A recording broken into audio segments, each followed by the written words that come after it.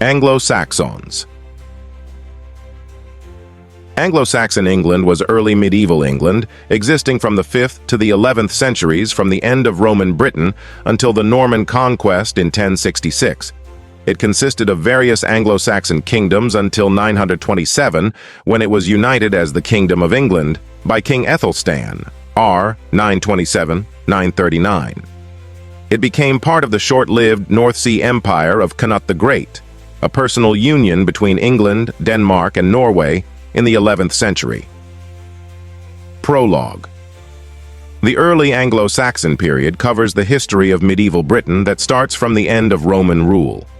It is a period widely known in European history as the Migration period, also the Völkerwanderung, migration of peoples in German. This was a period of intensified human migration in Europe from about 375 to 800.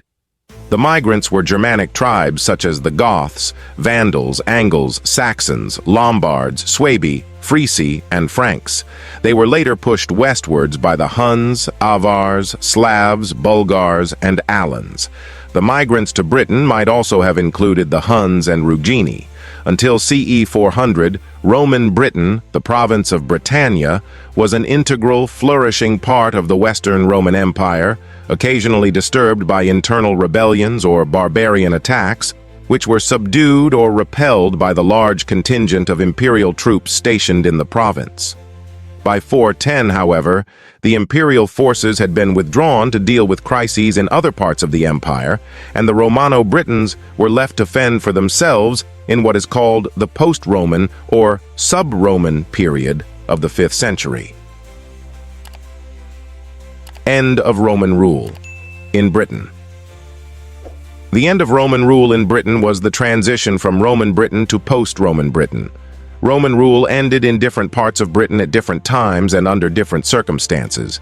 In 383, the usurper Magnus Maximus withdrew troops from northern and western Britain, probably leaving local warlords in charge. Around 410, the Romano-British expelled the magistrates of the usurper Constantine III.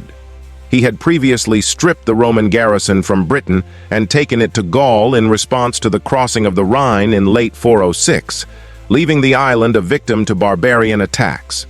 Roman Emperor Honorius replied to a request for assistance with the rescript of Honorius, telling the Roman cities to see to their own defense, a tacit acceptance of temporary British self-government.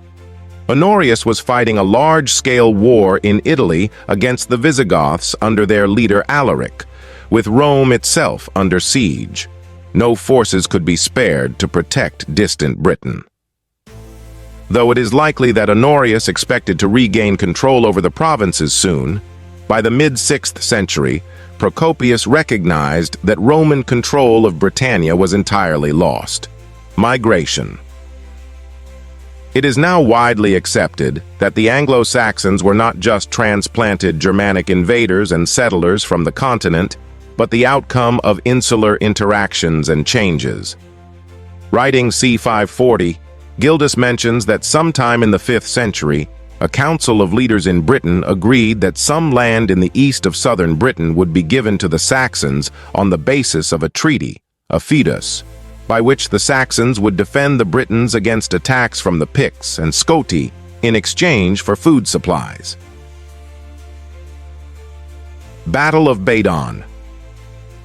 The Battle of Badon, also known as the Battle of Mons Badonicus, was a battle purportedly fought between Celtic Britons and Anglo-Saxons in Britain in the late 5th or early 6th century. It was credited as a major victory for the Britons, stopping the encroachment of the Anglo-Saxon kingdoms for a period. Development of an Anglo-Saxon society.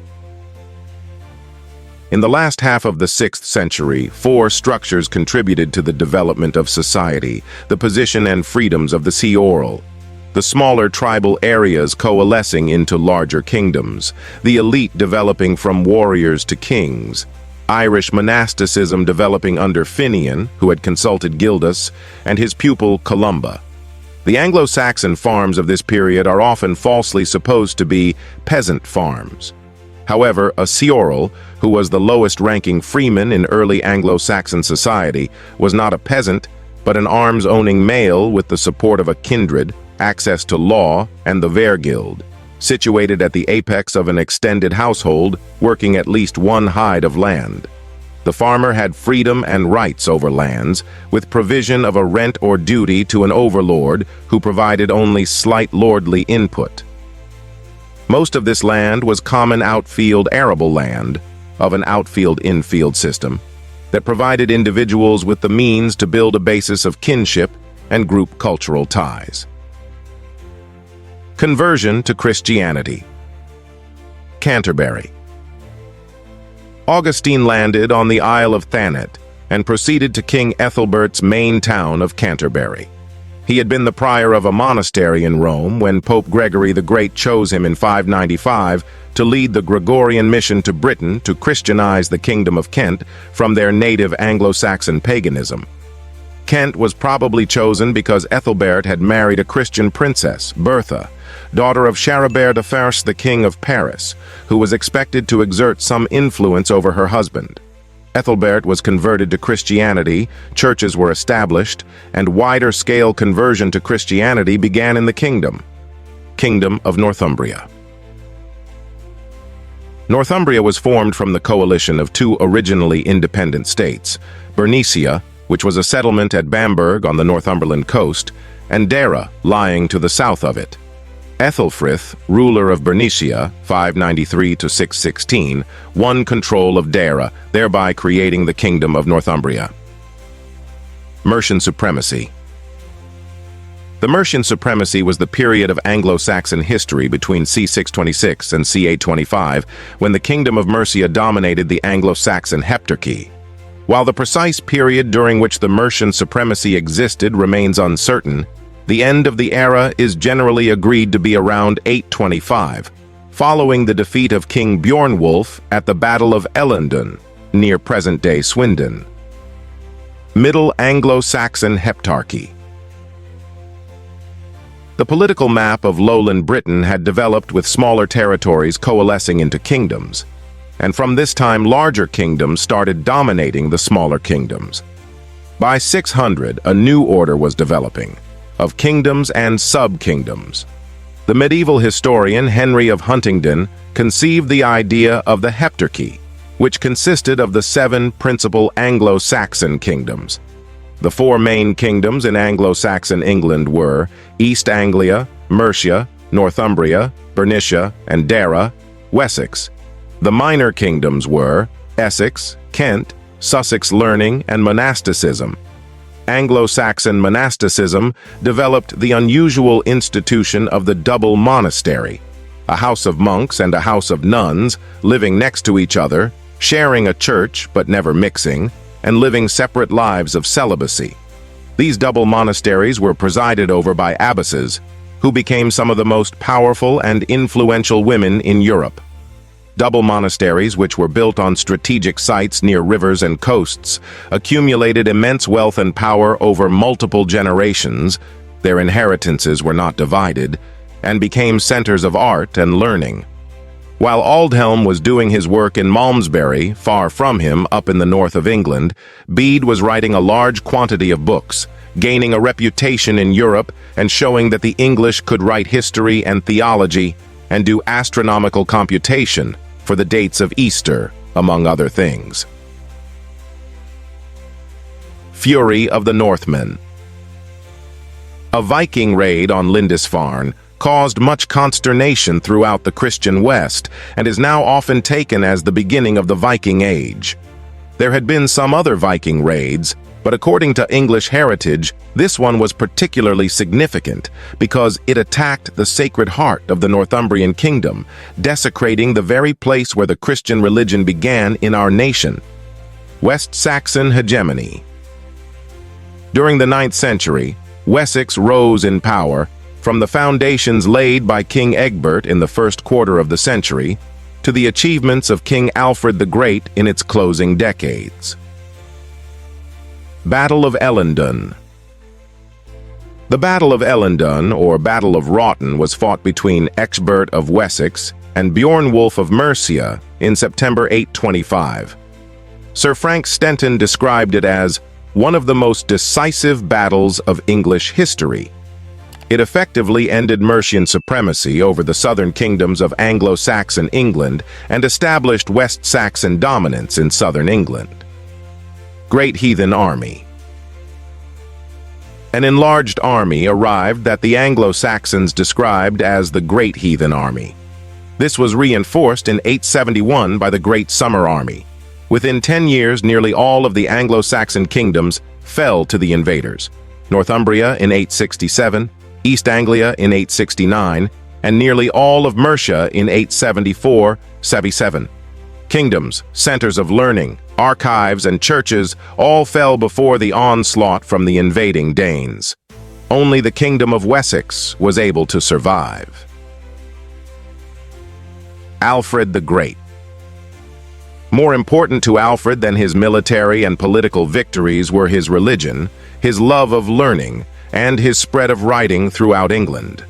Keynes suggests Alfred's work laid the foundations for what really made England unique in all of medieval Europe from around 800 until 1066. This began a growth in charters, law, theology, and learning. Alfred thus laid the foundation for the great accomplishments of the 10th century and did much to make the vernacular more important than Latin in Anglo-Saxon culture. Battle of Edington. At first, Alfred responded by the offer of repeated tribute payments to the Vikings.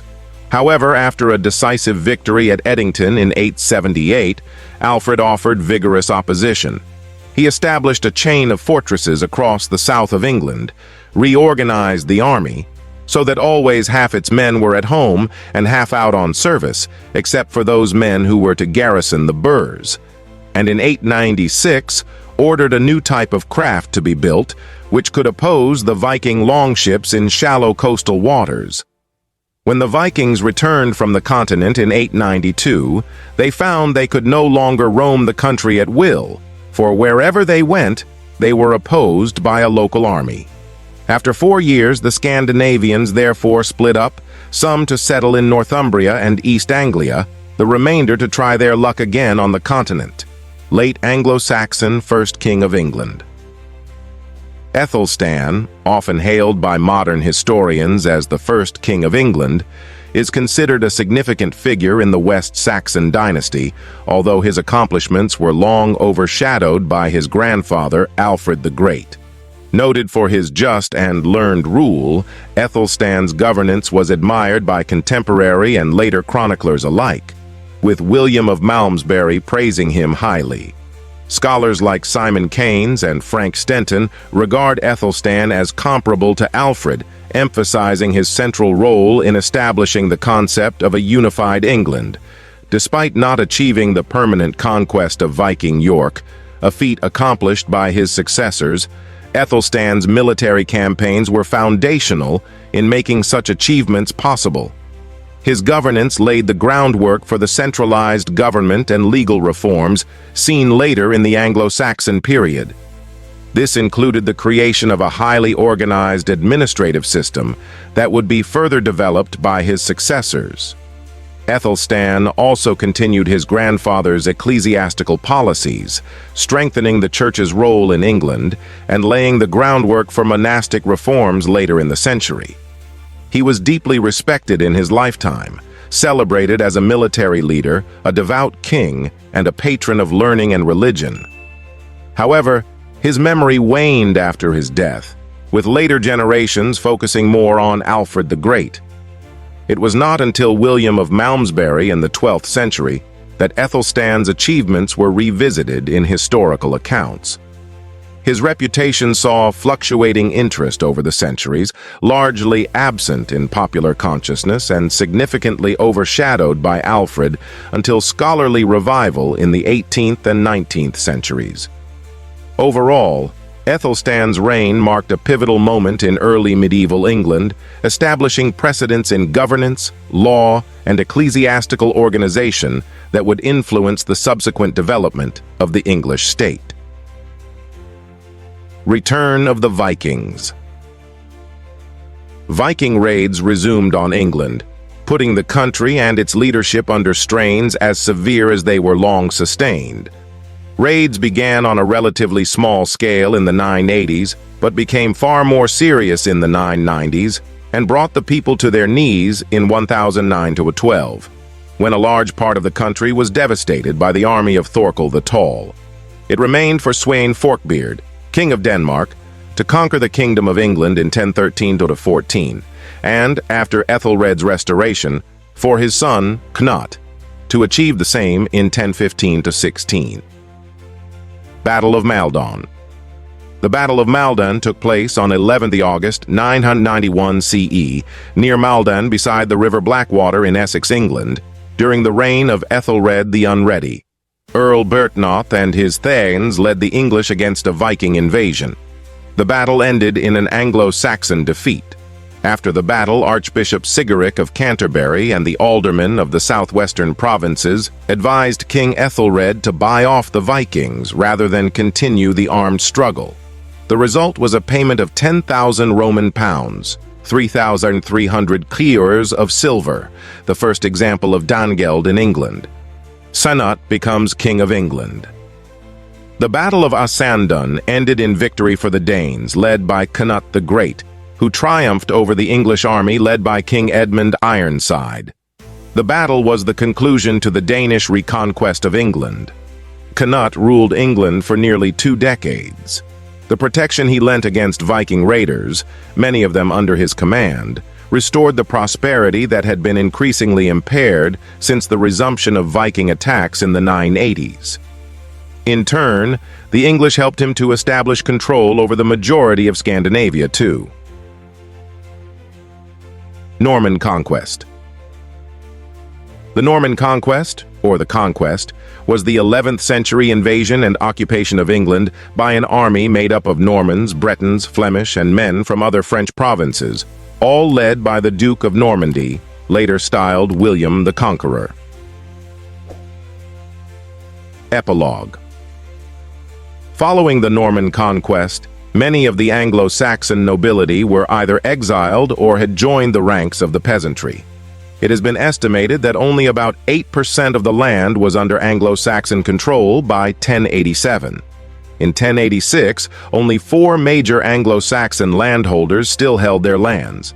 However, the survival of Anglo-Saxon heiresses was significantly greater.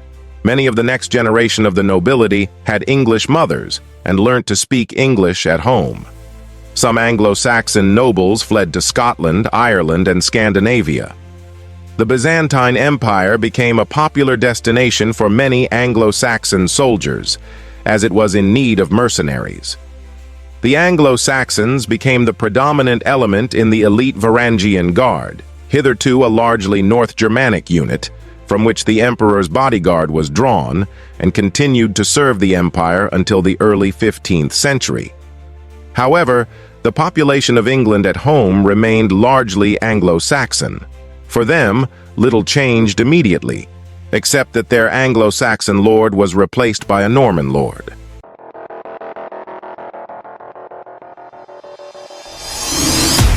We offer you deep historical information from history on YouTube channel. Subscribe. Now don't forget to turn on notifications.